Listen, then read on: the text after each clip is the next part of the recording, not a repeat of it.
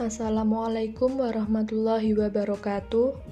Alhamdulillahirabbil alamin wa bihi nasta'in wa ala umurid dunya waddin wassalatu wassalamu ala asrofil anbiya'i wal mursalin sayyidina wa maulana Muhammad wa ala alihi wa sahbihi ajmain, amma ba'du.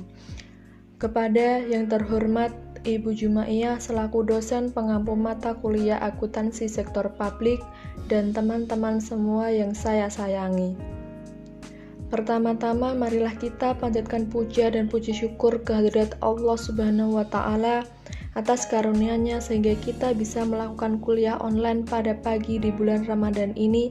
Semoga ibadah puasa yang kita jalani di bulan ini bisa menghapus dosa-dosa kita dan meningkatkan ketakwaan kita semua kepada Allah Subhanahu wa Ta'ala, serta semoga pandemi COVID-19 ini bisa segera usai secepatnya. Amin, Allahumma amin. Oke, langsung saja ya teman-teman. Saya dan kelompok saya akan mempresentasikan mengenai akuntansi dan keuangan daerah. Sebelum presentasi dimulai, saya akan memperkenalkan teman-teman kelompok saya. Yang pertama ada saya sendiri, Eka Ulfa Agustina Rohma, yang akan memandu jalannya kuliah online pada pagi hari ini dan sebagai pemateri pertama. Yang kedua ada Hanika Aulia sebagai pemateri kedua, selanjutnya ada Fitria Mufidah sebagai pemateri ketiga, dan Ifna Aisyatun Novalia sebagai pemateri keempat. Baiklah, tidak usah lama-lama lagi. Yang pertama ada definisi akuntansi keuangan daerah, adalah proses pengidentifikasian, pengukuran, pencatatan, dan pelaporan transaksi keuangan dari organisasi pemerintah daerah yang dijadikan sebagai informasi dalam rangka pengambilan keputusan ekonomi yang diperlukan pihak internal dan eksternal. Selanjutnya ada sistem pencatatan akuntansi. Sistem pencatatan akuntansi dibagi menjadi dua. Yang pertama ada pembukaan tunggal atau single entry. Dalam sistem ini, pencatatan transaksi ekonomi dilakukan dengan mencatat secara tunggal atau tidak berpasangan. Transaksi yang berakibat bertambahnya kas akan dicatat pada sisi pengeluaran. Contohnya dalam buku kas umum atau BKU. Yang kedua ada pembukuan berpasangan atau double entry. Menurut sistem ini, pada dasarnya suatu transaksi akan dicatat secara berpasangan. Dalam pencatatan tersebut ada sisi debit dan ada sisi kredit. Sisi debit ada di sebelah kiri, sedangkan sisi kredit ada di sebelah kanan. Selanjutnya ada siklus akuntansi. Akuntansi adalah suatu sistem yang merupakan suatu kesatuan yang terdiri atas subsistem atau kesatuan yang lebih kecil yang berhubungan satu sama lain dan memiliki tujuan tertentu. Sistem akuntansi dapat dijelaskan secara rinci melalui siklus akuntansi. Siklus akuntansi adalah tahap-tahap yang ada dalam sistem akuntansi. Selanjutnya ada persamaan akuntansi. Persamaan dasar akuntansi dalam konteks akuntansi pemerintahan diuraikan dalam beberapa tahap sebagai berikut. Yang pertama, aset sama dengan kewajiban ditambah ekuitas dana. Yang kedua, aset sama dengan kewajiban ditambah ekuitas dana ditambah pendapatan dikurangi belanja. Yang ketiga, aset ditambah belanja sama dengan kewajiban ditambah ekuitas dana ditambah pendapatan dikurangi belanja. Yang keempat, aset ditambah belanja dikurangi kewajiban ditambah ekuitas dana ditambah pengeluaran pembiayaan sama dengan penerimaan pembiayaan. Selanjutnya ada jurnal akuntansi.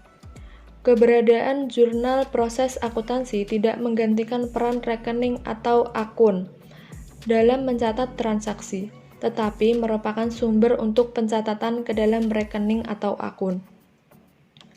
Ada dua jurnal akuntansi. Yang pertama ada buku besar. Buku besar adalah buku yang berisi kumpulan rekening atau akun atau perkiraan rekening-rekening digunakan untuk mencatat secara terpisah aktiva, kewajiban, dan ekuitas dana, pendapatan, belanja, dan pembiayaan. Yang kedua ada saldo nominal. Seperti telah dijelaskan sebelumnya mengenai konsep debit dan kredit, sisi kiri atau debit digunakan untuk mencatat kenaikan saldo rekening aktiva, belanja, dan pengeluaran pembiayaan. Sebaliknya, sisi kanan atau kredit digunakan untuk mencatat rekening kenaikan kewajiban ekuitas, dana pendapatan, dan penerimaan pembiayaan. Jenis-jenis transaksi pemerintahan daerah. Pertama, pendapatan daerah. Pendapatan daerah meliputi pendapatan asli daerah, pendapatan transfer, dan lain-lain pendapatan daerah yang sah. 2. Belanja daerah. Belanja daerah terdiri dari belanja operasi, belanja modal, belanja tidak terduga, dan belanja transfer. Terakhir, pembiayaan daerah. Penerimaan pembiayaan bersumber dari penerimaan kembali pemberian pinjaman, penerimaan piutang daerah. Sedangkan ini termasuk dalam pengeluaran pembiayaan daerah, pembentukan dana cadangan, pemberian pinjaman daerah.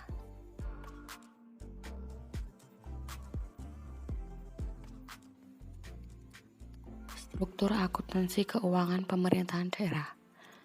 Pemilihan struktur ini sesuai dengan Undang-Undang Nomor 17 Tahun 2003 tentang Keuangan Negara, Pasal 10 Ayat 3 dan Peraturan Pemerintahan Nomor 58 Tahun 2005 tentang Pengelolaan Keuangan Daerah Pasal 100 yang menetapkan bahwa pelaksanaan akuntansi dan Pemda sebagai entitas pelaporan.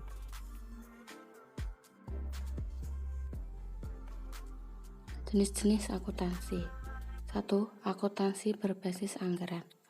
Akuntansi anggaran adalah akuntansi yang mencatat, mengklasifikasi, dan mengikhtisarkan transaksi berdasarkan anggaran pendapatan ataupun belanja. 2. Akuntansi berbasis kas. Akuntansi berbasis kas adalah akuntansi yang mengakui dan mencatat transaksi keuangan pada saat kas diterima atau dibayarkan. 3. Akuntansi berbasis akrual. Akuntansi berbasis akrual adalah akuntansi yang mengakui dan mencatat transaksi atau kejadian keuangan pada saat terjadi atau pada saat perolehan. 4. Akuntansi berbasis kas menuju akrual. Basis akuntansi yang digunakan dalam laporan keuangan pemerintah, yaitu basis kas untuk pengakuan pendapatan, belanja, transfer, dan pembiayaan, sedangkan basis akrual digunakan untuk pengakuan aset, kewajiban, dan ekuiti. Standar akuntansi pemerintah dan kebijakan akuntansi keuangan daerah. Yang pertama, pengakuan. Pengakuan dalam akuntansi adalah proses penetapan terpenuhnya kriteria pencatatan suatu kejadian atau peristiwa dalam catatan akuntansi, sehingga akan menjadi bagian yang melengkapi unsur aset, kewajiban, ekuilitas dana, pendapatan, belanja, dan pembiayaan. Yang kedua, pengukuran. Pengukuran adalah proses penetapan nilai uang untuk mengakui dan memasukkan setiap pos dalam laporan keuangan. Pengukuran pos-pos laporan keuangan menggunakan mata uang rupiah. Transaksi yang menggunakan mata uang asing konversi terlebih dahulu dan dinyatakan dalam mata uang rupiah. Yang ketiga, pengungkapan. Laporan keuangan menyajikan secara lengkap informasi yang dibutuhkan oleh pengguna. Informasi yang dibutuhkan oleh pengguna laporan keuangan dapat ditempatkan pada lembar muka atau underface laporan keuangan atau catatan atas laporan keuangan. Penyusunan laporan keuangan. Yang pertama, tujuan dari laporan keuangan sebagai berikut. Menyediakan informasi mengenai posisi sumber daya ekonomi, kewajiban, dan ekuitas dana pemerintah. Menyediakan informasi mengenai perubahan posisi sumber daya ekonomi, kewajiban, dan ekuitas dana pemerintah. Menyediakan informasi mengenai sumber, alokasi, dan penggunaan sumber daya ekonomi. menyediakan informasi mengenai ketaatan realisasi terhadap anggarannya, menyediakan informasi mengenai cara entitas pelaporan mendanai aktivitasnya memenuhi kebutuhan kasnya, menyediakan informasi mengenai potensi pemerintah untuk membiayai penyelenggaraan kegiatan pemerintah. Dan yang terakhir, menyediakan informasi yang berguna untuk mengevaluasi kemampuan entitas pelaporan dalam mendanai aktivitasnya. Yang kedua, komponen laporan keuangan Pemda. Laporan keuangan Pemda merupakan laporan keuangan gabungan dari seluruh SKPD dan laporan PPKD sebagai PPKD atau BUD. Laporan ini dibuat setiap semester bertahunan dan merupakan pertanggungjawaban pelaksanaan pengelola keuangan daerah untuk tahun anggaran tersebut. Adapun laporan keuangan yang disusun oleh PPKD terdiri atas laporan realisasi anggaran, neraca, laporan arus kas, dan catatan atas laporan keuangan. Komponen laporan keuangan SKPD terdiri dari laporan realisasi anggaran, neraca, dan laporan arus kas. 3. Penyusunan laporan keuangan SKPD. Bisa dilihat gambarnya, di situ ada kode rekening, uraian, neraca saldo yang terdiri atas debit dan juga kredit, penyesuaian, ada debit dan juga kredit, neraca saldo setelah penyesuaian, laporan realisasi anggaran, dan neraca. Nah, dalam penyusunan laporan keuangan SKPD yang sesuai dengan kertas kerja, adapun langkah-langkahnya yang terdiri atas: pertama, neraca saldo, yang kedua, jurnal penyesuaian, yang ketiga, neraca saldo setelah penyesuaian, yang keempat, jurnal penutup, yang kelima, laporan realisasi anggaran sebelum dan juga sesudah konversi. Yang ketujuh yaitu menyusun neraca sebelum konversi dan neraca setelah konversi. 4. Penyusunan laporan keuangan PPKD. Nah, itu dapat dilihat kertas kerjanya hampir sesuai dengan yang nomor 3, penyusunan laporan keuangan SKPD. Langkah-langkah dalam penyusunan laporan keuangan PKPD sesuai dengan kertas kerja yang dibuat terdiri atas: pertama, neraca saldo, yang kedua, jurnal penyesuaian, yang ketiga, neraca saldo setelah penyesuaian, yang keempat, jurnal penutupan, yang kelima, laporan realisasi anggaran, yang keenam, menyusun neraca sebelum dan sesudah konversi. 5. Penyusunan laporan keuangan gabungan Pemda. Laporan keuangan gabungan Pemda disusun setiap semester dan nilainya merupakan gabungan dari seluruh Satker dan PPKD sebagai PPKD atau BUD.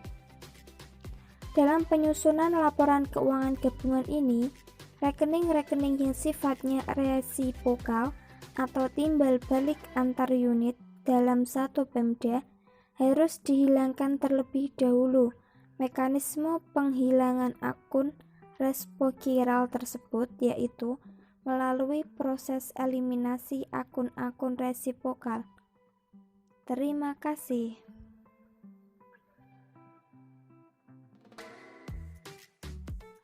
Sekian presentasi dari kelompok kami. Semoga apa yang sudah kelompok kami sampaikan bisa dipahami oleh teman-teman semua. Saya mewakili kelompok saya memohon maaf jika ada salah-salah kata yang disengaja maupun yang tidak disengaja. Wallahul muwafiq ila aqwamit thoriq. Wassalamualaikum warahmatullahi wabarakatuh.